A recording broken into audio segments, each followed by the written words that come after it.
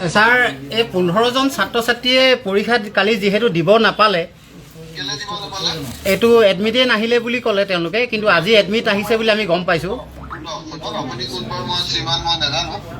যেতিয়া form fill up কৰে স্কুলত এডমিট আহি যায়, ষ্টুডেণ্টৰ আহি পেলাই স্কুলত খবৰ কৰিব লাগিছিলে যে আপুনি কথাটো শুনক। ছাত্ৰ ছাত্ৰীসকলক যেতিয়া আমি সুধিছোঁ তেওঁলোকে কৈছে 12 তাৰিখে আমি আহিছোঁ, কিন্তু ইয়াত এডমিটৰ কথা অৱগত কৰা নাই। হ'ব ছাৰ, আপোনাৰ নামটো?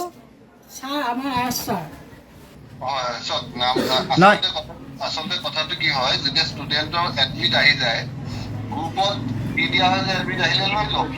নহয়, তেওঁলোকে পৰীক্ষাৰ দিনাখনো যদি আহে আমাৰ এডমিট দিয়া ব্যৱস্থা থাকে।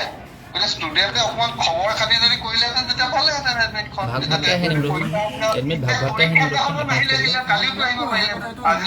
আচলতে ল'ৰা-ছোৱালীখিনি পৰীক্ষা দিবলৈ মন আছিলে। নহয়, আপোনালোকে স্কুলত ছাত্ৰ ছাত্ৰীৰ 15জন ছাত্ৰ ছাত্ৰীৰ ভৱিষ্যতটো ধ্বংস হ'লেই ছাৰ। কেনেকৈ হ'ল মানে তেওঁলোকে পৰীক্ষাই দিব নাপালে।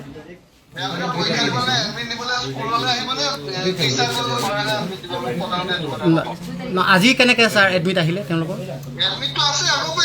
তেওঁলোকে স্কুললৈ আহোঁতে নাই বুলি কৈছে। কোনজন ছাত্ৰ ছাত্ৰী, কোনজন আছিলে ছাত্ৰ?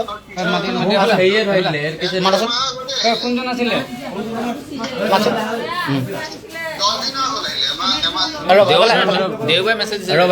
ছাৰ এফালে এবাৰ চাওকচোন, ছাত্ৰজনক সোধক কি হ'ল তোমালোকৰ। আমি সেইদিনাখন আহিছিলোঁ। কেই তাৰিখে আহিছিল? 5 হৈছিল কি? আহিছিলোঁ মেমক ক'বলৈ, মেম এডমিটখন দিব নেকি?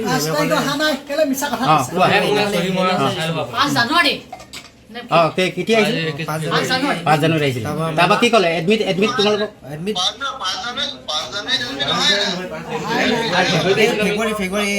ফেব্ৰুৱাৰী 5 ফেব্ৰুৱাৰীত আহিছিলা? 5 ফেব্ৰুৱাৰী আহিলোঁ।